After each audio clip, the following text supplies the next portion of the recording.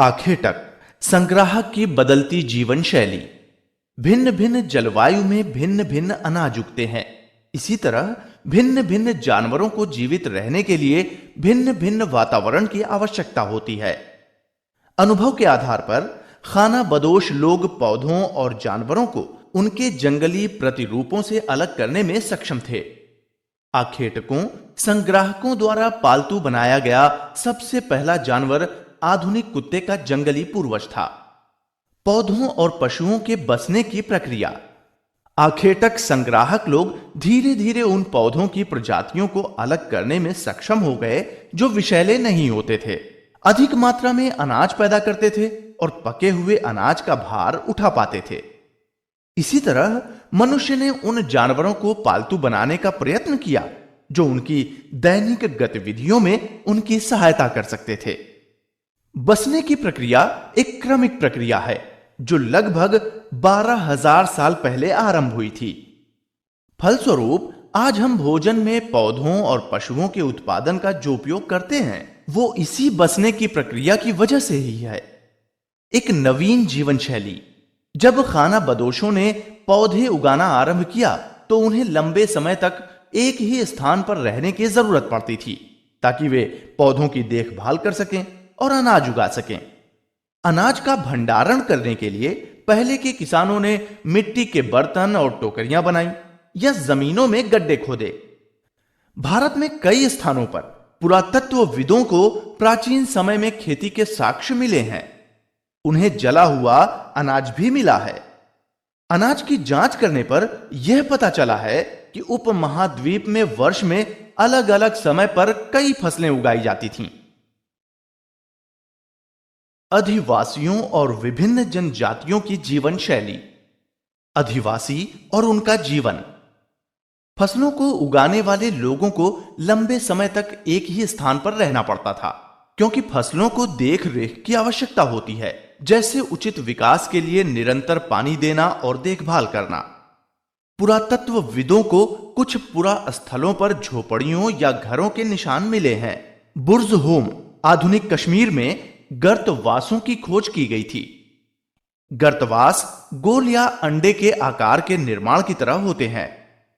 इन्हें पत्थर के औजारों का उपयोग करके जमीन के नीचे खोदा जाता था और मिट्टी के साथ लेप दिया जाता था। ये सर्दी के दौरान उन्हें आश्रय प्रदान करते थे।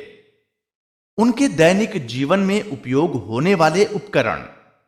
नवपाषाण युग के औजार मिले जिनकी धार पैनी होती थी और बाहरी भाग पर पॉलिश चढ़ाई जाती थी। ओखली और मूसल भी मिले जिनका प्रयोग अनाज और वनस्पतियों से प्राप्त चीजों को पीसने के लिए किया जाता था। कुछ औजार जानवरों की हड्डियों से भी बनाए जाते थे। इन औजारों के अतिरिक्त खाना पकाने में प्रयोग किए जाने वाले चमकीले रंग और चित्रकारी वाले मिट्टी के बर्तन भी मिले। साथ ही उन्होंने अपने कपड़ों के लिए कपास और अन्य चीजों को काटना भी आरंभ कर दिया था। प्राचीन मानव उन मिट्टी के बर्तनों में चावल और दाल जैसे भोजन पकाते थे। जनजातीय समुदायों के आचरण और रीति रिवाज। प्राचीन आखेटक संग्रहणकर्ता धीरे धीरे अधिवासी और किसान बन गए और समूहों में रहने लगे जिन्हें जनजाति कहा जाता था।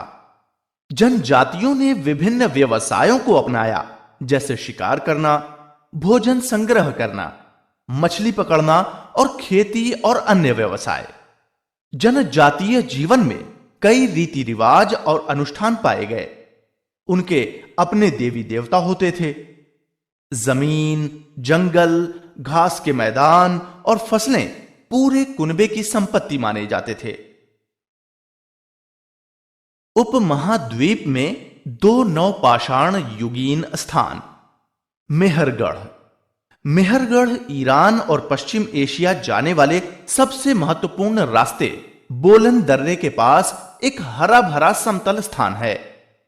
यहां अलग प्रकार के आयताकार और चौकोर घर मिले हैं जिनमें 4 या उससे ज्यादा कमरे होते थे। यह माना जाता है कि इनमें से कुछ कमरे खाद्यान्नों, बीजों, दूध, पशुओं के मांस और वनस्पतियों के भंडारण के लिए उपयोग होते थे। उपमहाद्वीप में पहली बार इस क्षेत्र में रहने वाले लोगों ने जौ, गेहूं उगाना और भेड़ बकरी पालना सीखा। जैसा कि पुरातत्वविदों ने पाया, इस क्षेत्र के लोग हिरण और जंगली सुअर को पालते थे। बाद में उन्होंने भेड़, बकरी और अन्य जानवर पालना भी आरंभ किया। मेहरगढ़ में एक कब्रगाह भी मिली, जहां मृतक लोगों को भेड़ व बकरियों के साथ दफनाया जाता था। लोग संभवतः मृत्यु के बाद के जीवन में विश्वास करते थे, जिस कारण मृतक लोगों के साथ भोजन भी रखा जाता था। दाओजली हेडिंग। दाओजली हेडिंग चीन और म्यांमार की ओर जाने वाले रास्ते में ब्रह्मपुत्र की घाटी की एक पहाड़ी पर स्थित है। यहां खरल और मूसल जैसे कई उपकरण भी मिले हैं, जिनसे पता चलता है कि यहां लोग भोजन के लिए अनाज उगाते थे और जिनका उपयोग खाना बनाने के लिए किया जाता था। यहां जेडाइट पत्थर भी मिला है, जो संभवतः उस समय चीन से आया होगा। इनके अतिरिक्त लोग काष्ठश्म के उपयोग और मिट्टी के बर्तनों पर चित्रकारी करने की कला के बारे में भी जानते थे।